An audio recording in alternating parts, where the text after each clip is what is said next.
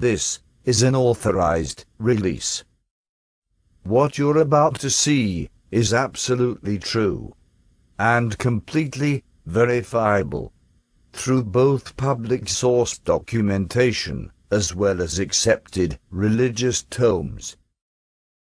Full information is available here.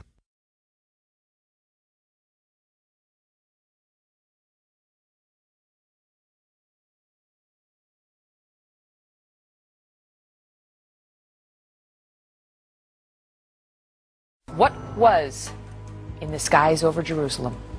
And why did it stop over one of the most treasured sites in Christianity? We've seen them in Mississippi like this, but never like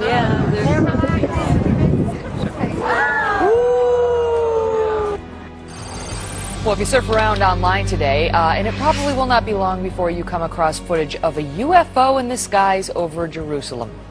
Now it is sparking intense debate on the internet. Trace Gallagher following this live from our West Coast News. So the question is, what was that UFO? What was it doing over Jerusalem? And, you know, is he back? Yeah, and that is the question, by the way, Megan, because, you know, critics, it's difficult for them to dismiss this because there are so many different angles. We've got 4 different videos, all from various perspectives, showing this light above the Dome on the Rock. In Jerusalem, the Temple Mount, of course, we know, which is a holy site for both Jews and Muslims. You see the shining ball of light, right? It's above there. It's kind of, well, they just froze it and I really can't see it now. But there it is right there. It's at the top of the screen. Yeah. It's up there and it hovers, kind of a pulsating orb. And then hold on here because this thing starts going down right toward, you see it there, going down toward the Dome of the Rock and the Temple Mount. And then it stops and it hovers there for a while. It kind of sits there, and then all of a sudden it shoots straight back up into the air. Whoa. Now, experts say this would be kind of an indication this is an unmanned. There it is. You saw it right there. It shot straight back up in the air. Yeah. Kind of hard to see, but it shot up in the air, and the experts think that, you know, it's an unmanned vehicle, they believe. It could be a drone, but they do not know of anything like this in the Israeli army. So they say this is either incredible video or some very well orchestrated hoax. Some have said maybe this is a movie that's putting out this I don't know. What do you put out for your movie? A trailer or some kind of a hoax to try and promote a movie that's yet to be named? We don't know. Could be Jacob's Ladder. Remember Jacob's Ladder? No, I don't watch scary films. They freak me out. Well, no, the biblical thing, where Jacob's Ladder, you know, was the Jews and the Christians believe Jacob's Ladder, who he saw in a dream, leads from the Temple Mount. I thought that was a thriller that went very scary. That's what one of the producers said. Yeah. I saw that movie. No, I'm talking about the biblical reference. All right, because listen, I don't like to be scared. I just can't take it. It's, you know, I don't know what it is, but I don't like anything with torture, and I don't like to be scared. So that video, that doesn't make me feel either of those things, so we're okay. TG, thank you. We're going to follow up on it. You bet. What do you guys think? What was that? I mean, it's one thing if it just comes down, but then it goes back up. Kelly at FoxNews.com.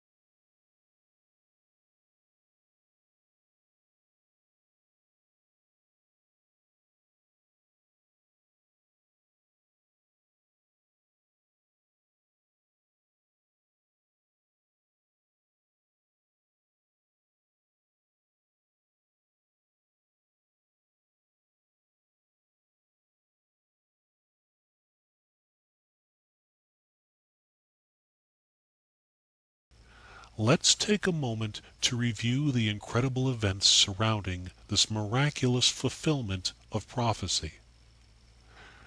The Templars are known for guarding the greatest of all secrets, the truth of Christ our Lord. These secrets cost many Templars their lives, as they were hunted, persecuted, and murdered by the forces of the Catholic Church, all in order to suppress their holy knowledge. They knew approximately when the Christ would return, and through which family bloodline he would re-enter the world. And it became their mission to guard this lineage at all cost. Nearly 1,000 years after their divine mission began, they successfully located the Christ. The line of David, in which Christ was born, came out of Jerusalem and found its way to Rome, and eventually to the United Kingdom, where it became the Collins bloodline. The line then went to the United States. When Jerusalem returned to Jewish control in 1967, this fulfilled the Great Tribulation of Matthew 24:21. Scripture tells us that Christ would return immediately following this Great Tribulation, and he did on June 9th, 1968, Orthodox Pentecost. The Bible tells us that this event would be accompanied by a rare astronomical event. Acts 2:20. The sun will be turned to darkness and the moon to blood before the coming of the great and glorious day of the Lord. Christ Rael's birth was during what NASA calls a tetrad cycle that contained 4 blood-red moons and a total solar eclipse. It was literally the only time Christ could return and accurately fulfill prophecy. In fact, everything about him fulfilled prophecy, from his name to his astrology to his famous heroic actions. Even the people surrounding him matched the original followers of Christ. There was no doubt that this was the returned Messiah. But just like the first time, it wouldn't be until adulthood that the Holy Spirit would descend again and join with him, and give him the fullness of his Christhood. The Bible tells us that as his spirit was carried into heaven by angels from the base of Mount Olive, so too would he return in the same way. January 28th, 2011. The world watched the angels return the Holy Spirit of Christ to the base of Mount Olive. With Rael now carrying the Holy Spirit of Christ, the Son of Man had become the Son of God. As the Bible predicted, he would be accompanied by his angels. From that time forward, mass angel sightings from around the world have been reported. Before the Christ could reveal himself to the world, the Bible said the man of lawlessness had to be exposed, and the 2 witnesses had to testify. Between late 2010 and early 2011, radio and television talk show host Glenn Beck took to the airwaves and exposed George Soros as the puppet master of the New World Order, saying that he collaborated with Nazis, overthrew governments, destroyed economies, and publicly declared himself God. the man of lawlessness, was exposed. Two men came forward and made headlines around the world when they both predicted the same date that Christ would return, May 21st, 2011. These were the two witnesses. May 21st was in fact the day Extraterrestrial revealed himself to the world. But the Bible says one more thing must happen before Christ revealed himself. Rebellion. From January forward, a great international rebellion, the likes of which has never been seen, toppled multiple governments, and presently there's no end in sight. The press has named it Arab Spring. So all of the prophecies regarding the return of our Lord have been fulfilled. On May 21st, 2011, the Christ, Lord Rael, addressed the world. He warned that if we did not all come to him, he would demonstrate his power through a string of chastisements, starting with Christians in America. Immediately following his announcement, American Christians flooded the internet with mockery, laughter, and blasphemies against Lord Rael.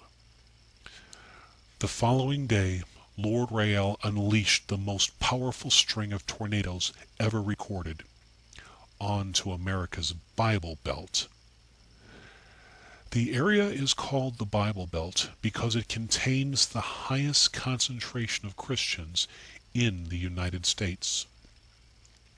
Lord Rael kept his word.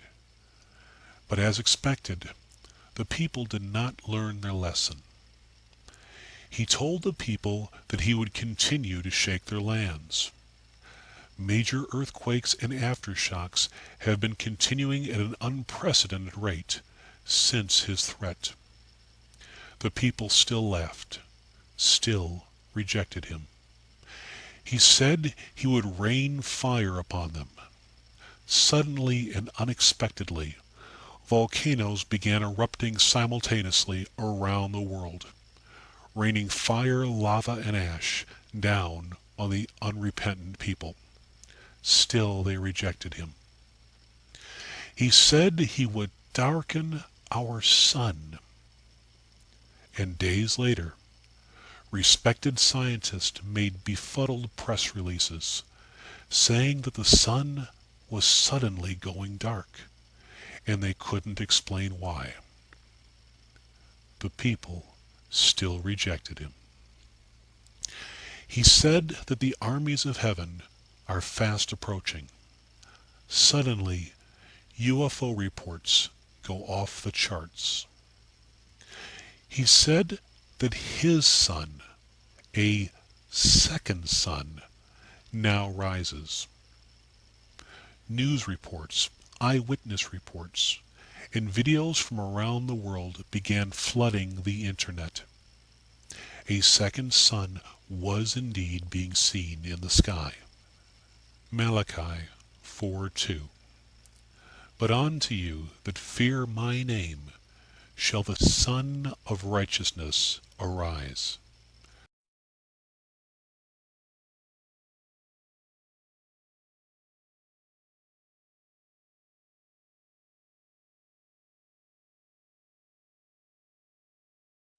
As your space agencies already know, the armies of heaven are fast approaching. Yield to me now, and I shall restore peace and prosperity. Refuse, and I will rain fire from the sky. I will continue to shake your land, and I will darken your sun. Darken your sun. Darken your sun. Darken your sun. Darken your sun. Darken your sun.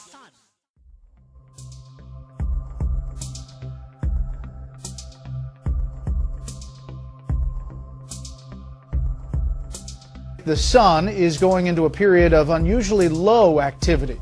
The announcement comes from experts at the National Solar Observatory and the Air Force Research Laboratory. Forget everything you've heard about global warming. The real threat is a mini ice age. Sunspots could disappear for years or even decades. Frank Hill of the NSO calls it highly unusual and unexpected. Scientists are still trying to figure out what that would mean for the Earth's climate. But this is worse. This is actually a more dire problem, though, than the heating situation and the global warming. Front row, because we grow food when it's warm, and it's easier to take clothes off and cool things down when it's warm than it is to heat things up. It takes more energy. That's right. Sunspot hibernation has happened before, mainly during the 17th century, when a so-called Little Ice Age occurred. And I can't understand how people don't look at that and say, well, wait a minute, we got to take a look at this thing. So I think it's ice rather than fire that's the big threat.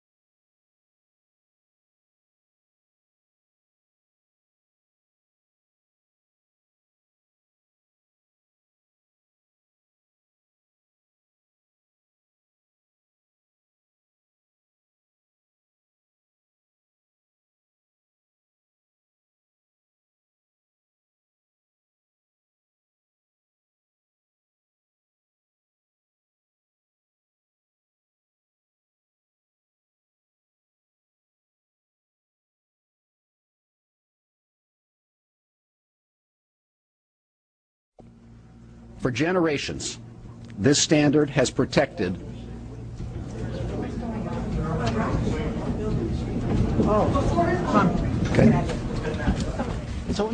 We're following breaking news right now out of Washington, D.C., where a magnitude 5.3 earthquake has been felt in the D.C. area. The Pentagon has been evacuated. We were just talking to Senator Coons of Delaware, who, like so many others right now, slightly shaken by the tremors that they felt. The senator telling me live that the ground literally shook beneath him. Andrea Mitchell, as you also well know, would normally be live during this hour. She's now on the phone as her show was interrupted as a result of this. Andrea, can you tell me what you're hearing and what was even felt at our D.C. bureau there? Cameron, I've never felt anything like this. We're all...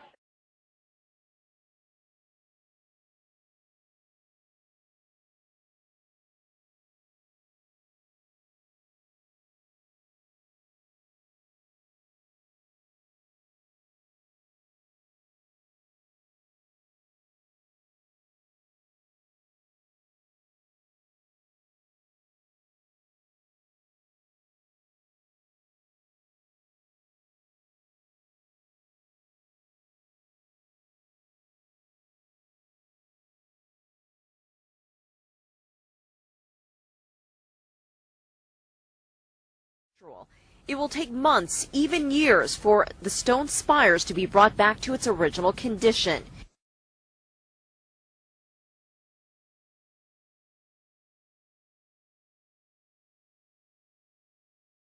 On the National Mall, the closed Washington Monument continued to attract visitors.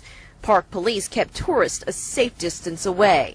And how long the repair work is going to take. It's impossible to give an exact date.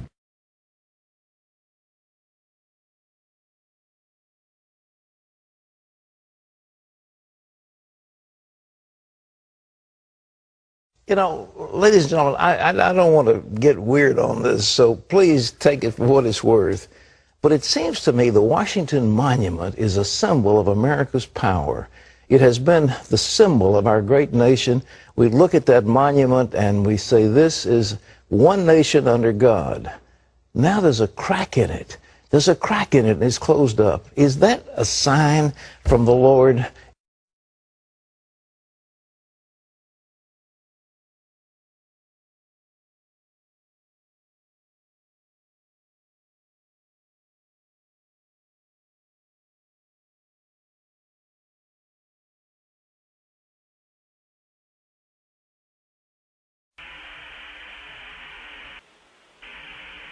And we're just off the coast of the Carolinas now, in the Outer Banks area, and that's the direction we understand the storm is headed. It's got a ways to go. It's clear here. There's a little bit of structure in the clouds, but not much. I take that back. There's thin stuff that's actually spiraling way out here.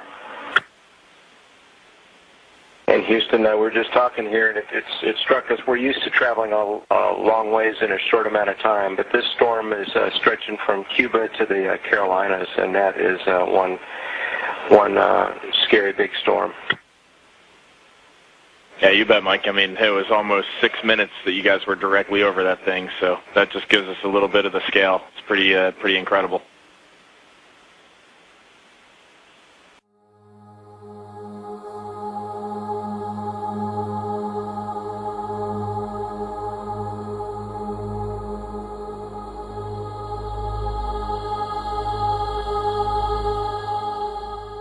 We may have surpassed a record at 65 million people, it seems, by estimates. More people were hit by Hurricane Irene than have ever been hit by a single storm in the history of the United States. Washington, D.C., you'd think by now they'd get the message. An earthquake, a hurricane. Are you listening? And now it's time for an act of God, and we're getting it.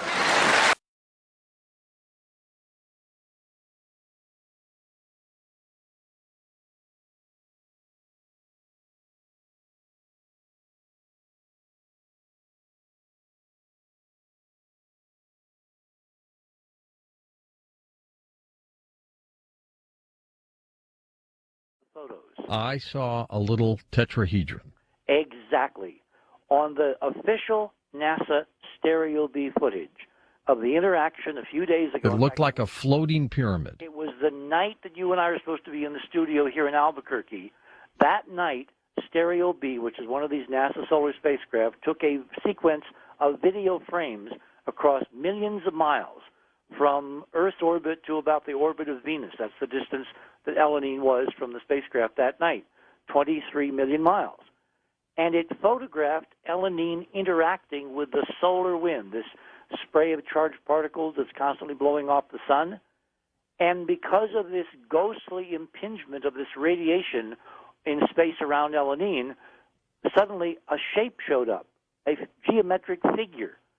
Elanine appears to have a tetrahedrally shaped geometric, I can only call it a force field, which is interacting with the solar wind, with hydrogen and free protons and electrons that basically recombine to cause it to light up, kind of like glowing when it hits this screen.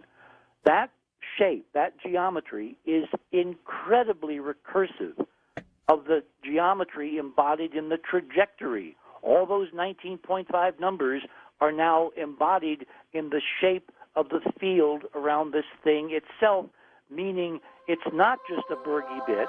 It cannot just be a comet.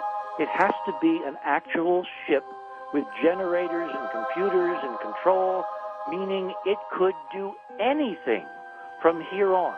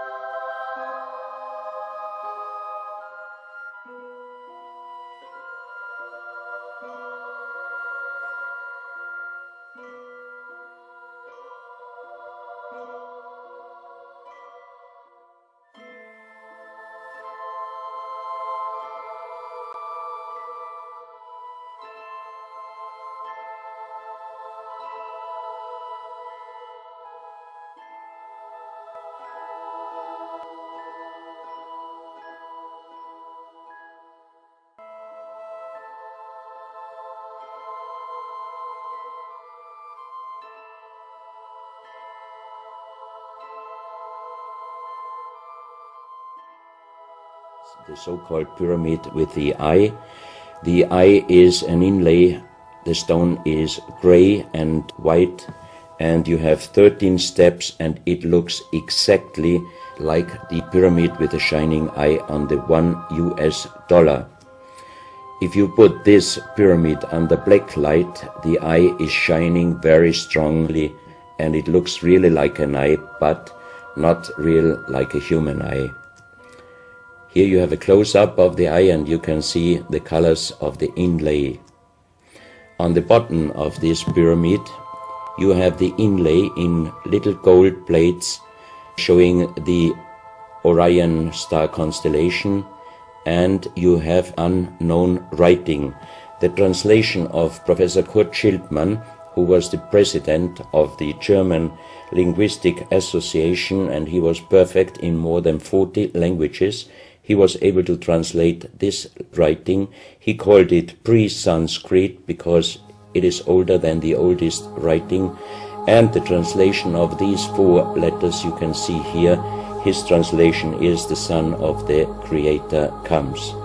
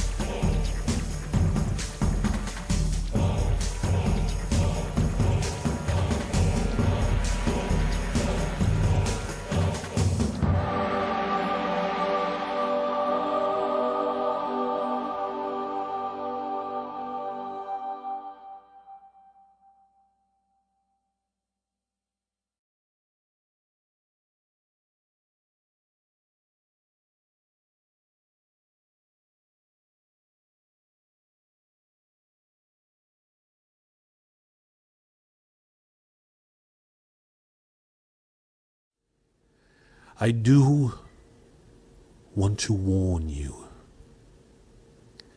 that what you have seen thus far is but a wake-up call. I want you to prepare.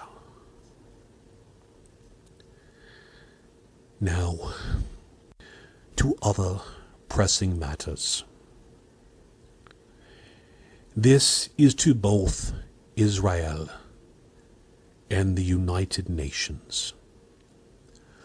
Do not divide my land. There is a Palestinian solution. It does not involve the reduction of Israel. Israel is to remain intact. If its borders are reduced, you shall know my anger.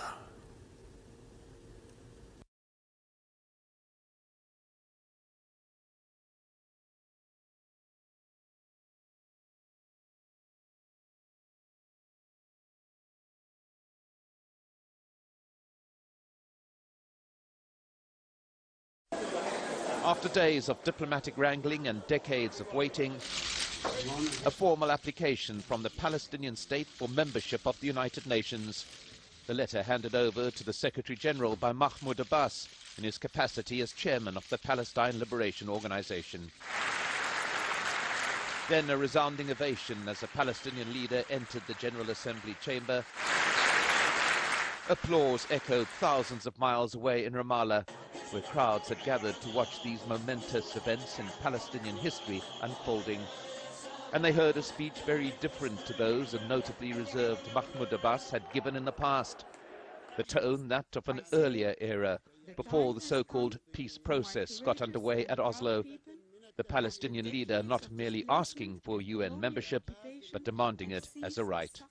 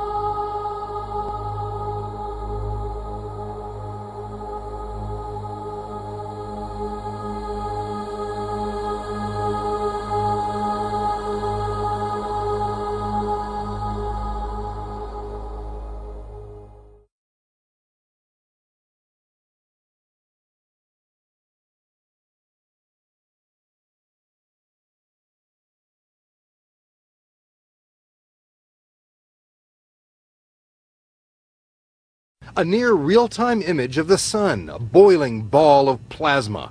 And this, called active region 1302, is blasting away at Earth. The gun barrel is pointing right at the Earth just about now. A massive burst of solar particles from this sunspot glanced off Earth yesterday, creating unusually dramatic auroras like these, seen from the space station a few days ago. Experts say Earth is now in the crosshairs, as the revolving sun points AR 1302 our direction. Experts call it the solar storm that won't go away. We mostly talk about Earth's weather around here, but there is a massive storm happening on the sun right now. Our big illuminator already fired a giant gas ball right toward Earth. Luckily, the burst of radiation basically struck a glancing blow, but the danger is not over. Solar flares like this one could short-circuit satellites, interrupting television and internet transmissions. They could also halt financial transactions, believe it or not. The flare could create giant power surges on Earth that would trigger blackouts over huge areas, and those are just some of the dangers. Let's bring in Michio Kaku. He is a physics professor at the City University of New York, also the author of the book Physics of the Future, and he knows just about everything. So these solar flares, we have seen them. We've got pictures of them, thankfully, from NASA. We can't really predict when they're going to erupt? No, but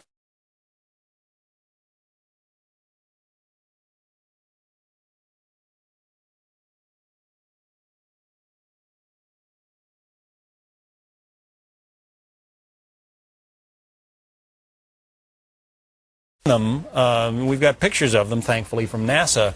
We can't really predict when they're going to erupt? No, but we dodged the bullet. This past weekend, a gigantic solar flare just grazed by the Earth, lighting up the skies over southern England. They saw the northern lights light up because of the aurora borealis. And that sunspot on the sun is still shooting solar flares at the Earth. The sun is taking pot shots at the Earth. The sun does rotate just like the Earth does. And I guess we were lucky you said it was a glancing blow. It basically wasn't aimed at us, but it is kind of spinning more toward us. That's right. There's a sunspot 8 times bigger than the Earth, which just opened up just a few days ago. And it's erupting by shooting solar flares like a rifle pointed at more or less the direction of the Earth. But because of the Earth's spin and because of the sun's rotation, it was a glancing blow. Otherwise, all hell would have broken loose over this past weekend. Because, I mean, talked about power outages, that kind of thing, communications outages because satellites get fried. We're talking about some potentially very disruptive problems here. That's right. Our satellites are not reinforced. Many power plants don't have shielding around them, so they would short circuit. Financial transactions, you mentioned, credit card transactions, commerce would come to a halt if that thing had hit us just this past weekend, and it's still firing away.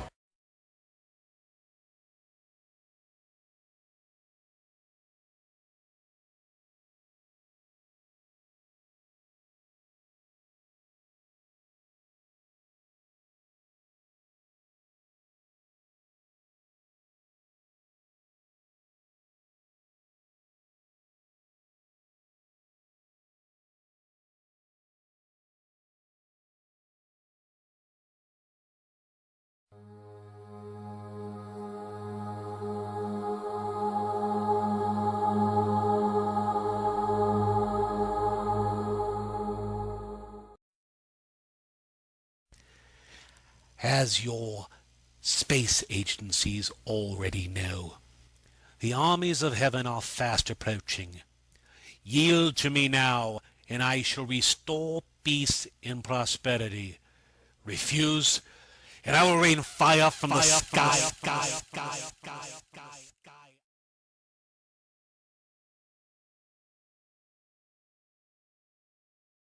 Peter Davenport, of course, is the director of the National UFO Reporting Center. Where do we stand with reports these days, Peter? Are they on the increase, decrease? Where are they? Yeah. I just, not half an hour ago, sent an email to Rob Switek, who's one of the principals involved in the Fund for UFO Research. They're based in Maryland. He asked me the same question. He's preparing a talk, and he wanted a little data from me and from MUFON. I have never seen so many reports as I have seen over the last 4 or 5 months, George. I don't know what's happening. I rarely do, actually. All I do is take these reports, I proofread them, post them to our website, and try to make heads or tails out of what's going on.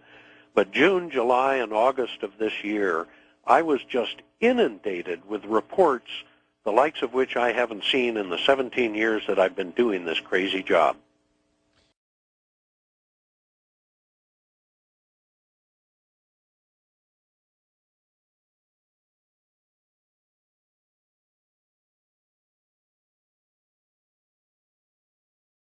Lamentable es que, como tú has señalado, eso ha provocado incendios forestales, ¿verdad? ¿Se está ya controlando? ¿Sabes alguna información sobre este tema?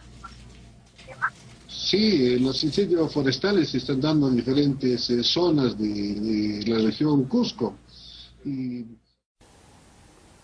Hey everyone, I was looking through the meteor log on the internet, and I just happened to notice that between September 1st and September 31st, it gives a 1-month time period here, it says that there were 516 reports of fireballs all over the country.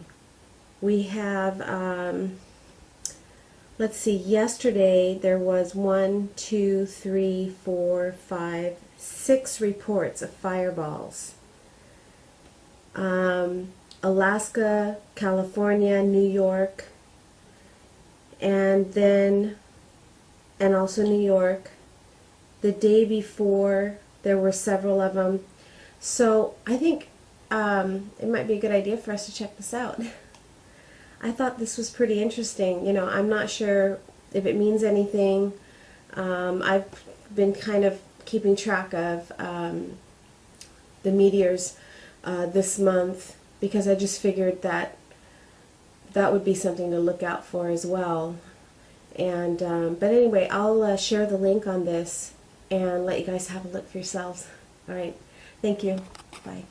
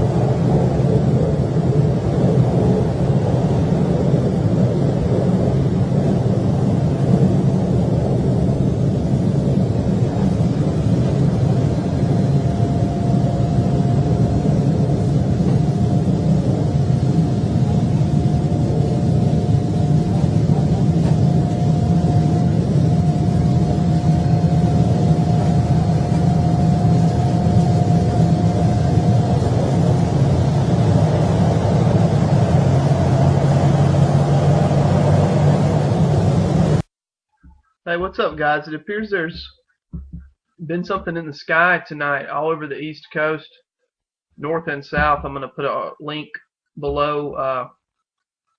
Reports of fireball entering the atmosphere, at least here in North and South Carolina and Georgia. And then up in Indiana and Ohio and other states, they're saying it's the northern lights that have stretched down into the south.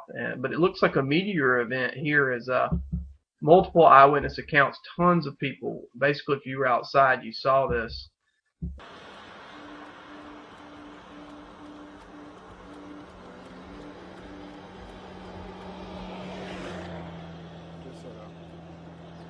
tengo idea.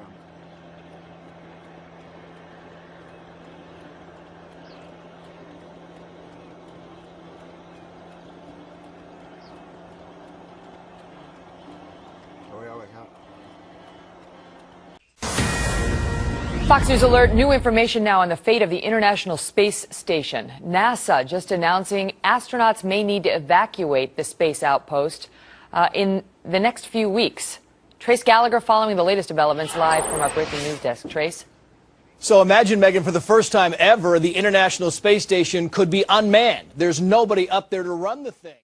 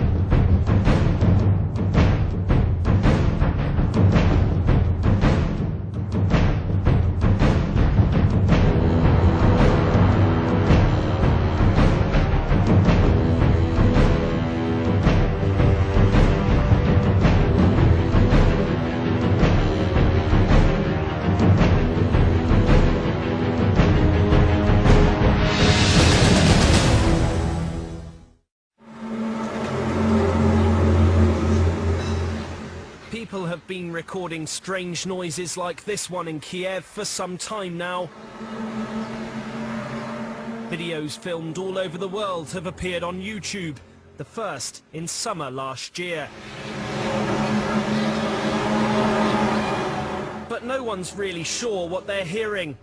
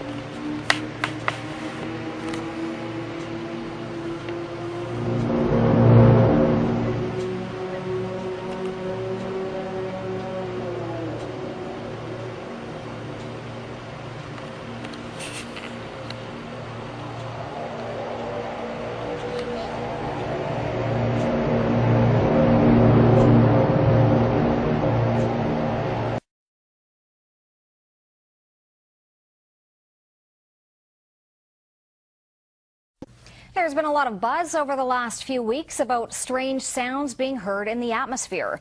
People around the world and here at home have reported hearing some bizarre noises. The latest were recorded in the Battlefords last weekend. John Baglieri has more on the strange occurrence that could have a very logical explanation.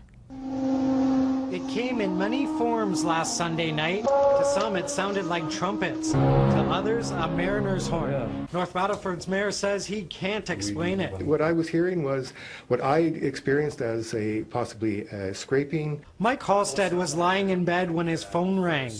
Calls and text messages came in from his friends saying they too had similar experiences. That's when the goosebumps got me, and I kind of thought, yeah, it's awfully strange. Hey, 93.3 The Rock? The next day, the local radio station The Rock got flooded with over 40 calls and Facebook messages, each person wanting to know what that sound was last night. I don't think I've ever had a response that big about something, and it's interesting, right? Human nature, people just want to know what the sounds are. It's now days later, and the city is still abuzz with talk about the sounds. Everybody with their own guess, estimation, or explanation as to where they came from. I've heard Jesus is coming back. I've heard that it's 2012, the world is ending. This phenomenon stretched beyond North Battleford. Similar experiences were reported in Saskatoon, northern Saskatchewan, and parts of the U.S., even in Europe. U of S professor Jean-Pierre Saint-Maurice says there is a natural explanation. Somehow they're picking up noise from an environmental antenna that happens to be there. That is electromagnetic noise. Nice natural noise, but really, actually, it's not a noise. It's electromagnetic waves emitted from the aurora above our head or emitted from the radiation belts a bit more to the south. Maurice says it's normal and there's nothing to worry about. Whether a scientific explanation will satisfy all those people who say they heard something they can't explain is up in the air. John Baglieri, CTV News, North Battleford.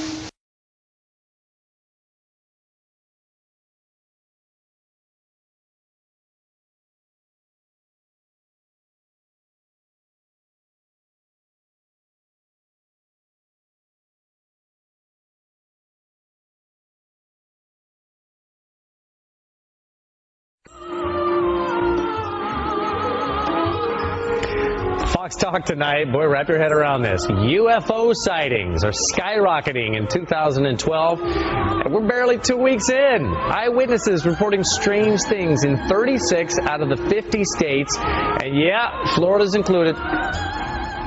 We are joined on the phone right now, Peter Davenport from he's the director of the UFO Center there in Washington. Peter, let me tell you something. Everybody's got a cell phone camera these days. I'm imagining if you're having a lot of sightings, you're getting some pretty good pictures. Well, we get some pictures, but the overwhelming majority of them are of low quality, as you say, from those cell phones.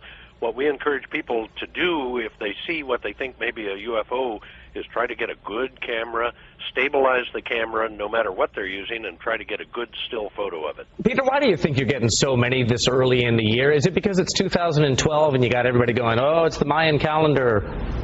I'm not one of those who believes that there's anything special about 2012, Bob, but I just before this program, I reviewed our database. We took 110 reports on New Year's Eve. 13 of them are from Florida, and something is going on. I think it's picked up dramatically, the number of reports we're receiving, but what it means, I have no idea.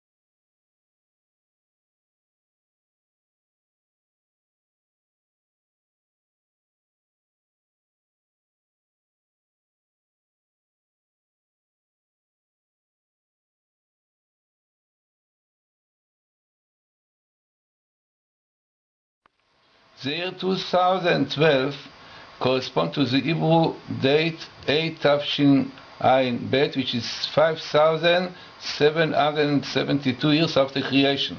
In Bible code, we found this date in the following place. You can see Bet in A 5,000, Taf 400, Shin 372. So we have here the date for.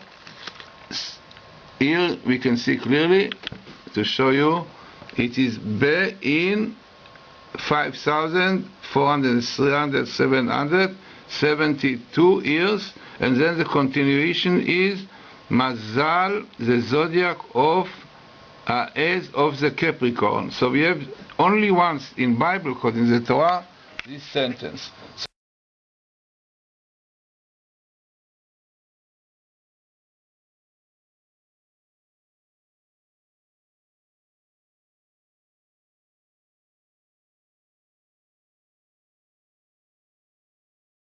So we know about Passover, which is Pesach, appearing here, which is a date for redemption for the Jewish people. And this comes out few times. In this Bible code, you see Pesach again, Passover, coming here also. And we have here the Hebrew word, Geula. Geula, you have here, Gimal, Aleph, Vav, Lamed, A, redemption.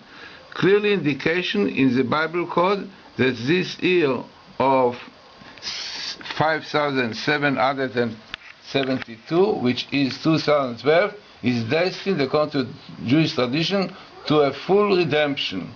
And the connection between the Capricorn as the night where it's going to happen, according to our rabbis, it will be exactly when the zodiac of Capricorn will rule. It will be on Thursday, Pesach night, and this is the time when Jews came out of Egypt in the past.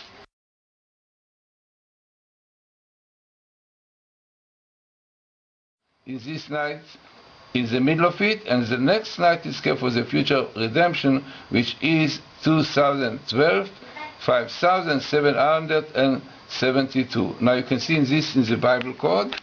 Again, I show you here. You can see all these details.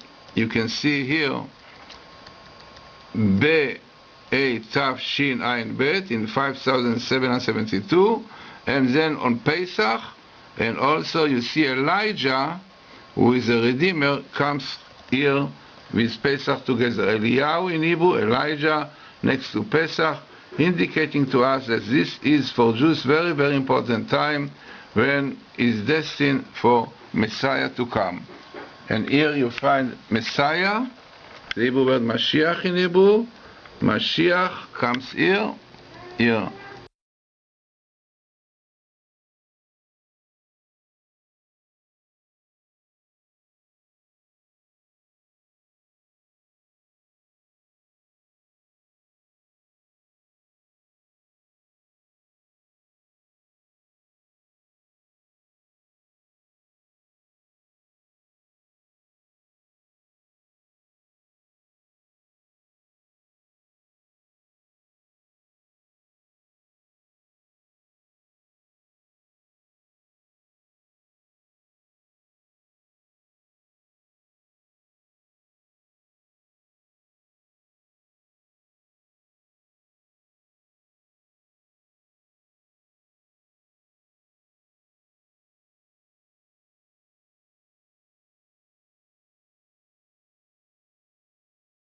If you surf around online today, and it probably will not be long before you come across footage of a UFO in the skies over Jerusalem.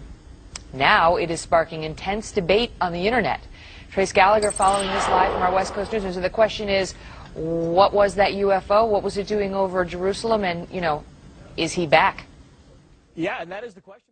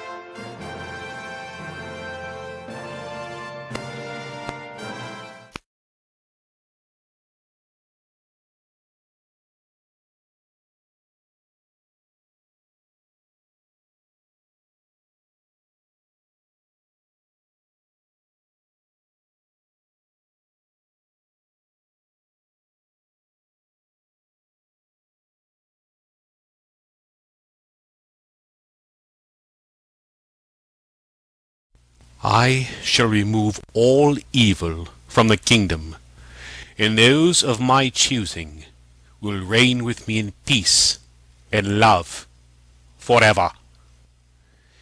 My Father's breath is already upon you. As never before, you are feeling your lands move, the water rising. In the gust of his nostrils laying waste to your embankments, he will be here soon. But first, I shall judge the nations. I shall decide who will be spared.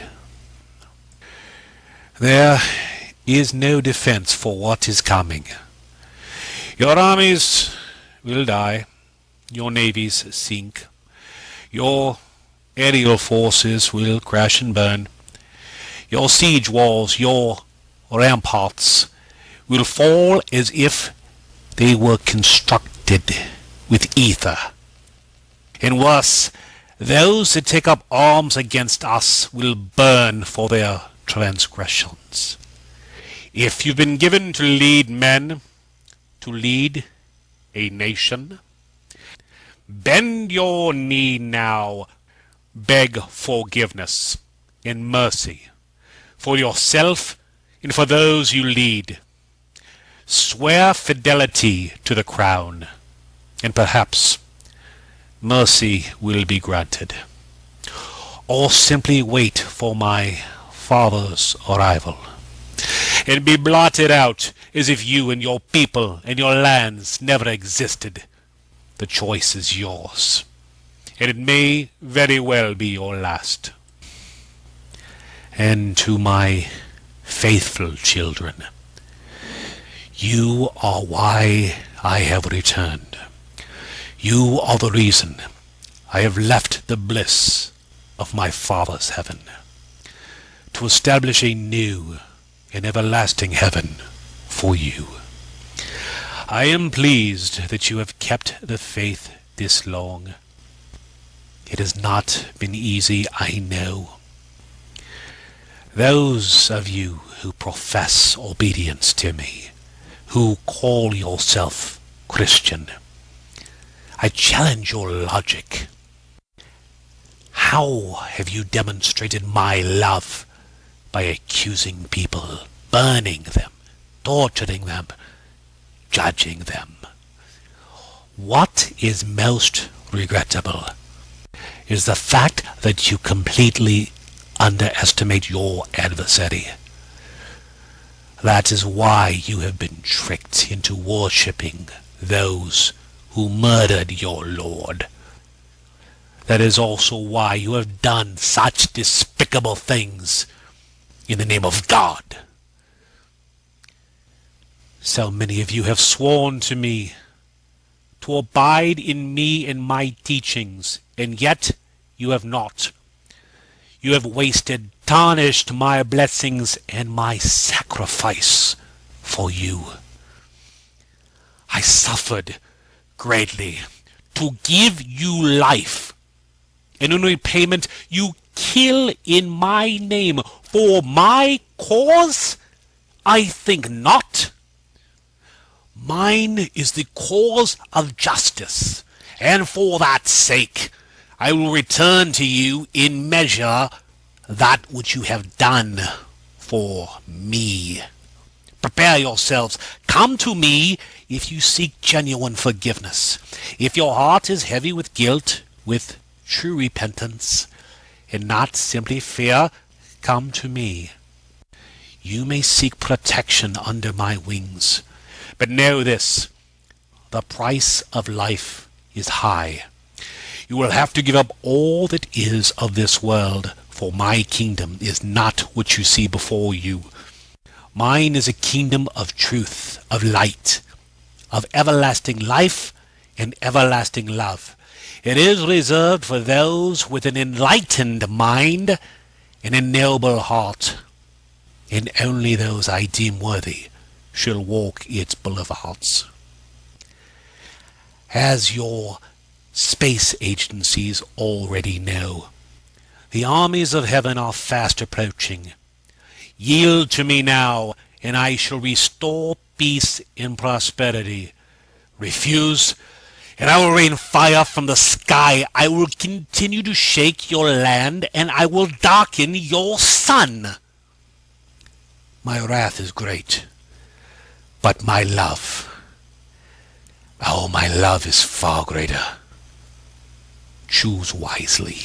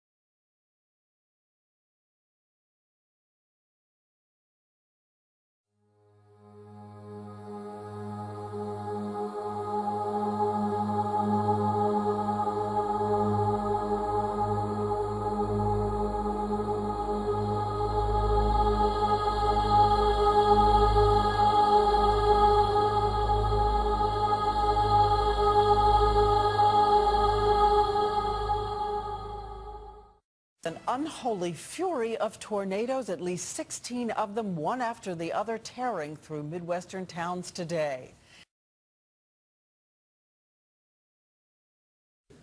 On our broadcast tonight, the devastation across 7 states, entire neighborhoods destroyed in that violent outbreak of storms. At least 27 tornadoes in all, and tonight the forecast is looking grim again.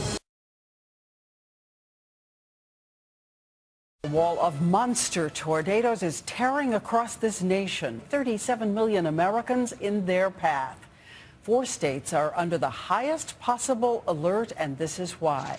Terrifying scenes on the ground. The view from a car window in Indiana. Tonight on Nightly News, state of emergency on the ground here in Indiana and across the tornado zone. Dozens are dead, entire towns destroyed. Small country town in Indiana, and it is, as you can see, virtually gone. Virtually every house in this community is like this. If it is standing, it is certainly not inhabitable.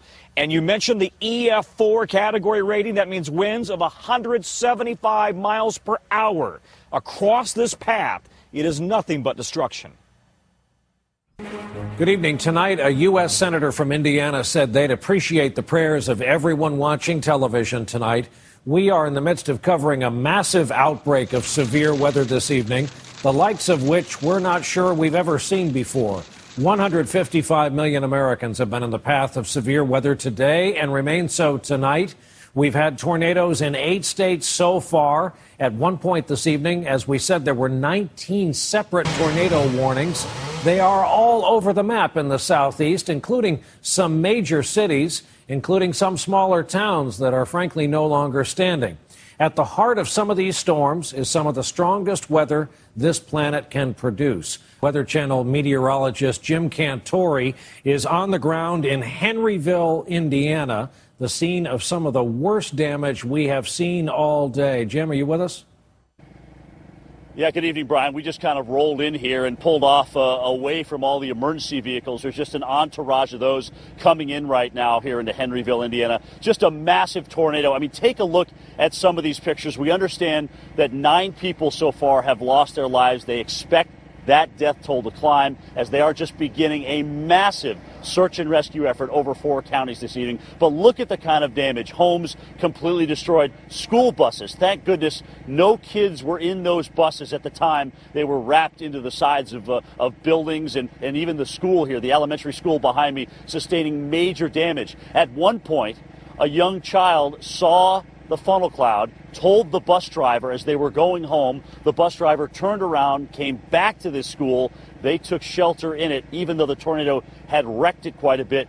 They were all fine and are all accounted for this evening. So what a wild ride for those kids. Certainly something they'll never forget, but a very good and positive ending. That's not going to be the case, though, for so many here. We've got dozens of injuries. We've got emergency vehicles just lining the streets out and through here, as this is really just a breaking story. We watched this tornado develop, push across all of southern Indiana, in through northern Kentucky, almost into West Virginia, and then eerily, right behind that, another tornado developed and almost followed the same track. So if the first one didn't hit you, the second one was coming right in. But what's amazing about this outbreak is it's covered so many states in the month of March, and it probably will go down as one of the strongest outbreaks ever. We could easily have, by the time it's all said and done, a month's worth of tornadoes, which is 87 on average, in just one day.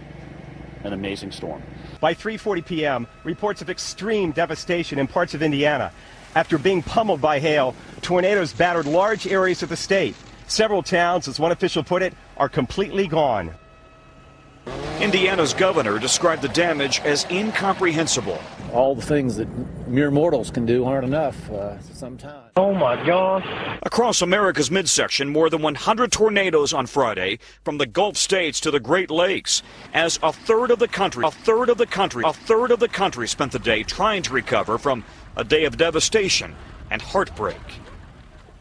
My friend, you've been with KFES for a long time. Describe this storm as all the storms you've reported on over these years. This is really something. Well, like I said, Lauren, I mean, this looks exactly like the scene from Galesburg, Kansas, from Joplin, Missouri, from Alabama, where you've got just nothing left but foundations of buildings and then just piles and piles of debris. It is reminiscent of Joplin. I hate to say it.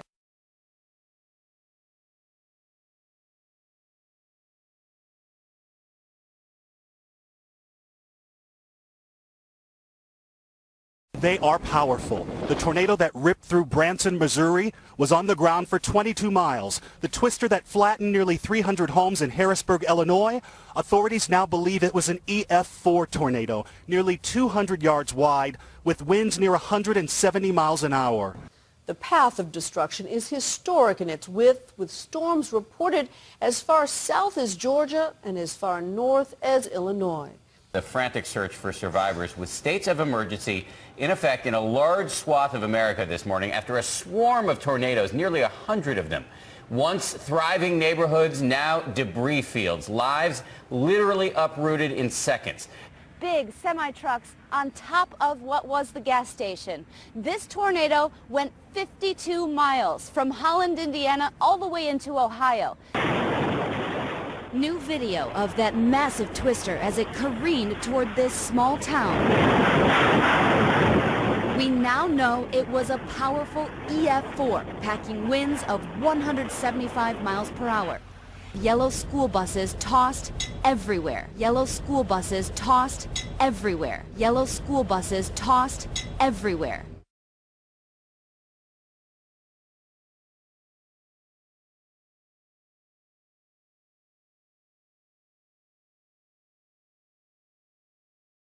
This monster system took aim at Indiana.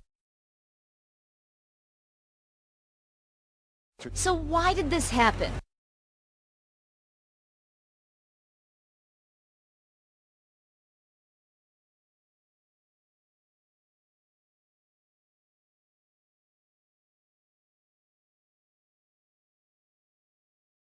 It is not rare to see tornadoes this time of year, but to see an outbreak of this magnitude certainly is, and it is not over.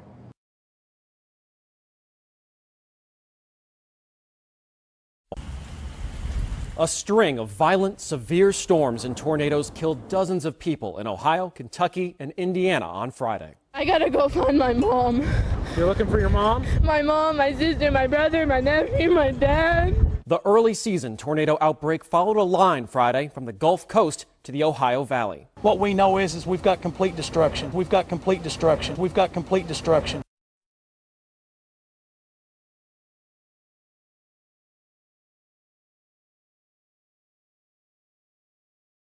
What you are seeing here is a map put out by the National Weather Service, which shows where the 90 tornadoes hit Friday and Saturday. 38 people now dead in 5 states by the latest count.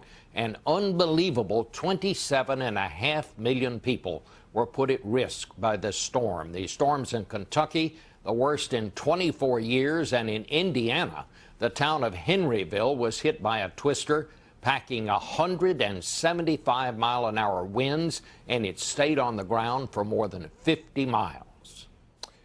Indiana Governor Mitch Daniels was in Henryville and in other parts of his hard-hit state yesterday. He is with us this morning from Indianapolis. Governor, thank you for finding time to talk to us this morning. The count of those who have lost homes and businesses is smaller than it might have been, just based on where these incredibly powerful storms hit, but it doesn't ease the heartache. If there was any mercy in this incredibly brutal set of storms, it is that it didn't hit more populous areas. But again, in the frame of reference of towns, the kind of towns that got damaged in our state means everything. And so, once again, you can't really measure the sense of loss. I noticed some of these towns, like Henryville, just wiped out. I mean, they weren't just hit hard; they were wiped out. Have you ever seen anything quite like this? I've had way more practice than I wish I had in severe weather and severe storms over these last 7+ years. But just from an educated amateur standpoint, I've never seen one quite this destructive.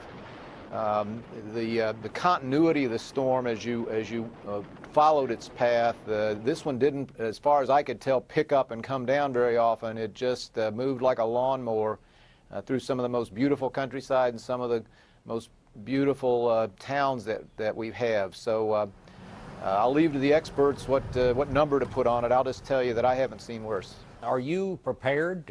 What are you going to do to be ready for the next round? Because there may well be one. If you needed another way to keep your human pride under control, these storms provided it.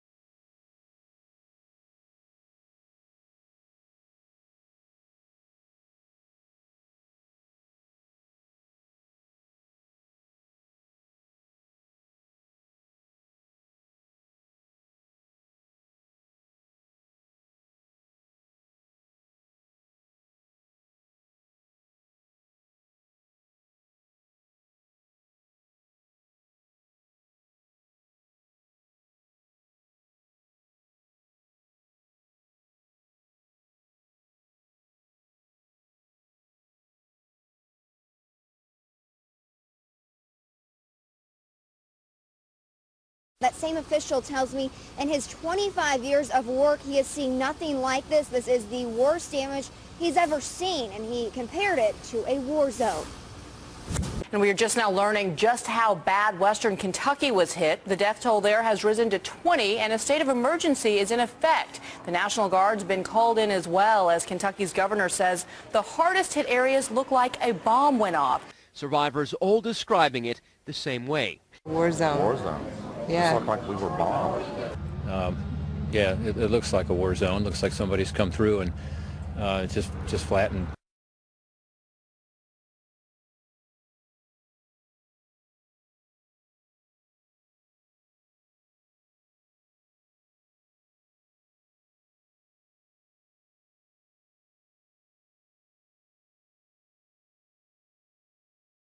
Last night, while we were on the air covering Super Tuesday, there was a storm on the surface of the sun.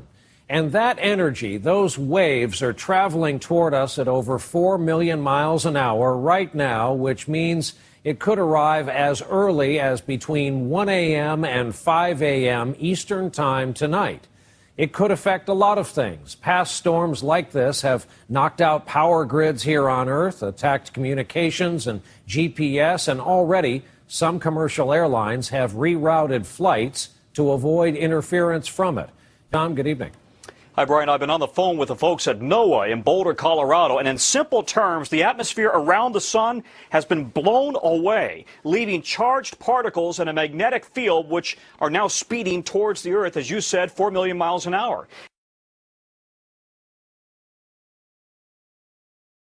Planet Earth is wrapped in a kind of cosmic electric blanket, surrounded by solar flares 10 times more powerful than anything we've seen in years. The flares bombard the Earth's magnetic field.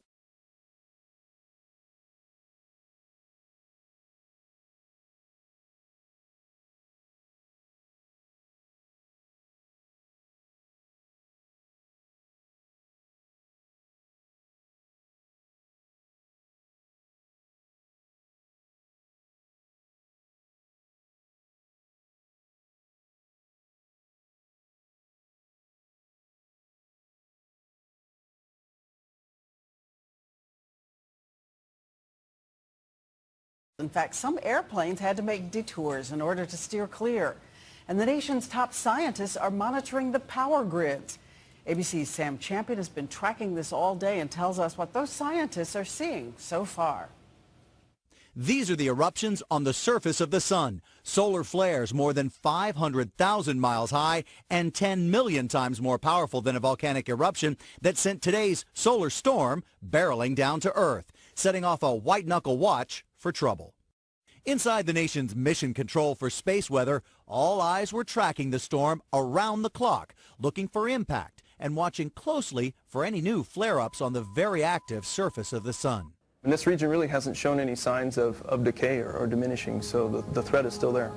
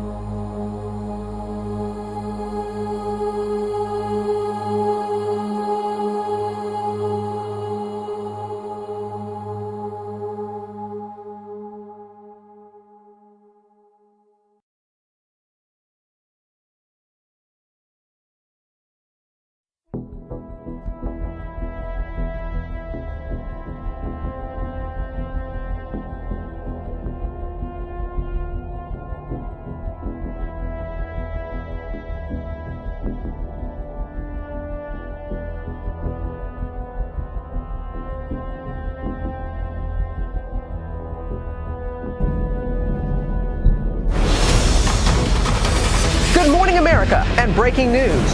Deadly heat. The record-breaking wave of extreme weather. Violent storms blamed for at least 17 deaths. Oh my God! Trees falling on homes and cars, millions without power right now. But we begin with the heat wave that's burning up so much of the country. 16 states under heat warnings or advisories this morning, and adding to the scorcher, millions without power. Our extreme weather team has been tracking every angle. Red dots are the warmest temperatures ever in cities. Folks, this has never happened before. Red dots are the warmest temperatures ever in cities. Folks, this has never happened before. Red dots are the warmest temperatures ever in cities. Folks, this has never happened before. Nashville, Tennessee, 109 degrees. Atlanta, Georgia, 106. Look at Raleigh at 105. We were on pace with the temperatures that were in Saudi Arabia and deserts all over the country with some of the hottest temperatures in the world. Hottest temperatures in the world. Hottest temperatures in the world. Now, with that heat came an awful lot of storms. About 1,000 storms kicked off on Friday, and then we had 800 yesterday. About 1,000 storms kicked off on Friday, and then we had 800 yesterday. Our Ginger Z is in Arlington. We're Ginger, right where you are. My family, part of the millions of folks who spent the weekend without power this morning. Good morning, Ginger. Good morning, Sam, and good morning, everyone. This is one of so many neighborhoods, not only in Virginia, where you see trees and the power lines, a virtual minefield in the streets, but anywhere from the Carolinas to Ohio. They had round after round of severe storms, and now the extreme heat. Powerful winds up to 90 miles per hour blew through Chicago late Sunday. It came with teeming rain and hail. The storms dropped Chicago's temperature by 20 degrees quick, but did little to cool off the rest of the country, still sweating it out. This morning, at least 3 million homes are without power across 7 states. At least 3 million homes are without power across 7 states. At least 3 million homes are without power across 7 states. At least 14 confirmed dead, all after this powerful line of storms blew through from the Midwest to the Mid-Atlantic Friday. Oh my God! These storms so widespread that some folks are not going to get power back until Friday. That would put them at day 7 with no electricity. And you saw Sam's forecast, Josh. This is not good. Yeah, it's hard to believe.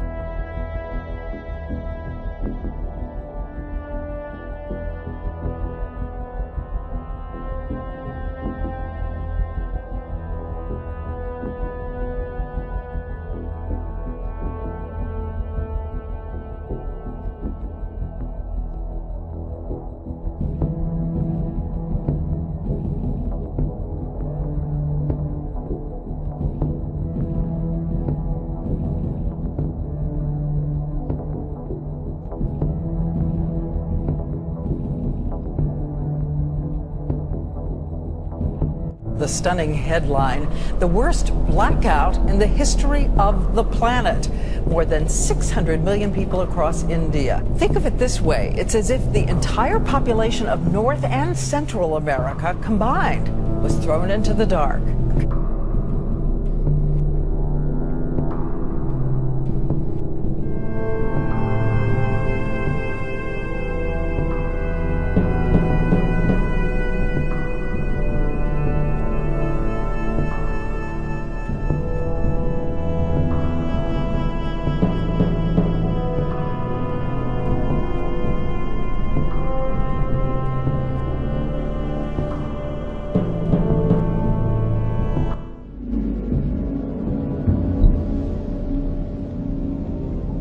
The countryside is burning up. It is official now. It is the worst drought in a quarter century, and we're in it, and it's causing great damage to staple products people all over the world depend on from the U.S., like corn, say nothing of livestock and property.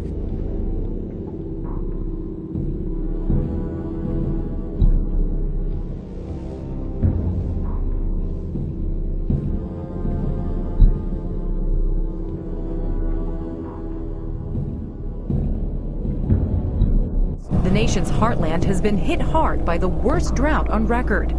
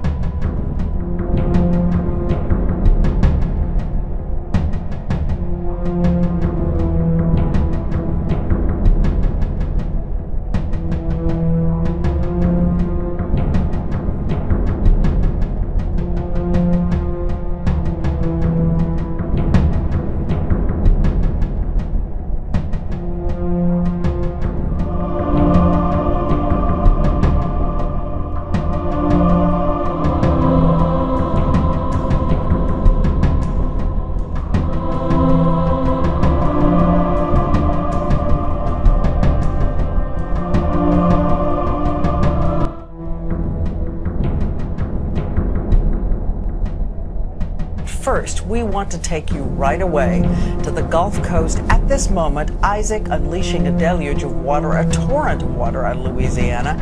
And this is the 7th anniversary of Hurricane Katrina. This is the 7th anniversary of Hurricane Katrina. This is the 7th anniversary of Hurricane Katrina. Once again, we are seeing in some neighborhoods families being rescued from their homes, from their roofs.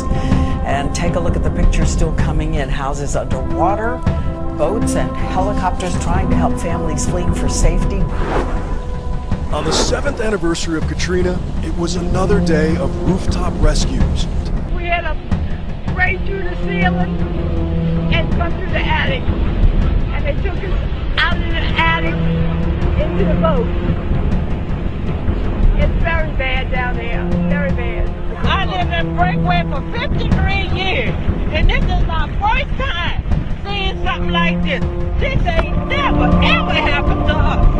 This is a shame. We never seen anything like this, not even Katrina. We never seen anything like this, not even Katrina. We never seen anything like this, not even Katrina. Huge storms are tearing through the Northeast tonight. Here is a picture taken just a little while ago from 10,000 feet in the air, Manhattan, under a massive mountain of hail, thunder, lightning. And lightning strikes, thousands of them at radar sites per hour. Now remember, these are high temperatures today. There were 101 at LaGuardia, 104 in Newark, Baltimore 107 degrees, and we're breaking this heat with this long line of powerful storms. There will be pictures in the news to show trees down, power out, all of those things that come with these storms. Not used to seeing it over the skyline of Manhattan. Thank you, Sam. Nearly 40 million Americans are scanning the skies, wondering what the night will bring. High winds, tornadoes, and wicked weather across a massive swath of the country right now. A line of storms stretching more than 1,600 miles. A line of storms stretching more than 1,600 miles. A line of storms stretching more than 1,600 miles. Just look at this map. Outbreaks from Tulsa to the tip of Massachusetts, and reports pouring in. Twisters touching down, tens of thousands of lightning strikes. The sky lit with destructive potential. ABC's meteorologist Ginger Z is tracking it all for us. And Ginger, what are you seeing? Well, tonight, the biggest threat is what I have to take you straight to. We're going to start with a map that shows you the watches and tornado watches and severe thunderstorm watches that everyone is seeing. So if you are in this area, you've got a chance of seeing at least 60 to 80 mile per hour winds, large hail, and we're already getting reports in of tornadoes. Bottom line, we're in the thick of it as this summer of extremes continue. Across the nation, the heat is twisting rail lines and buckling roads. And with all these dangers, it's still too dry. A phrase echoed from coast to coast. Almost every state now has some level of drought. 12 states are bracing for yet another night of powerful storms, lightning, hail, and high winds. And this after last night's destruction. These snapshots you see tell the tale. An almost impossibly large storm cloud consumes the horizon. America virtually under siege by Mother Nature. America virtually under siege by Mother Nature. America virtually under siege by Mother Nature.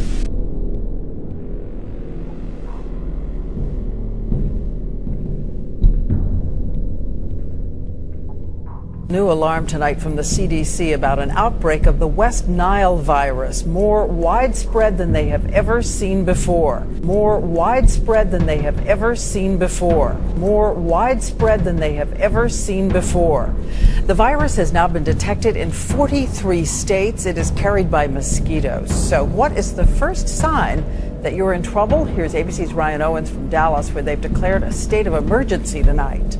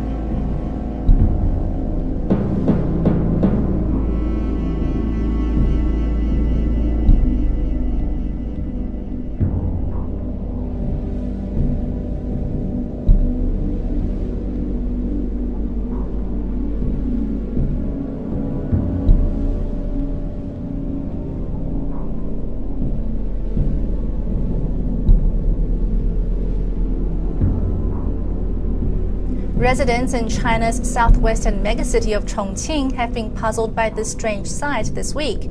These images of the Yangtze River, the longest in China, have been surfacing since Wednesday. This stretch of the river around Chongqing looks like it's been dyed blood red.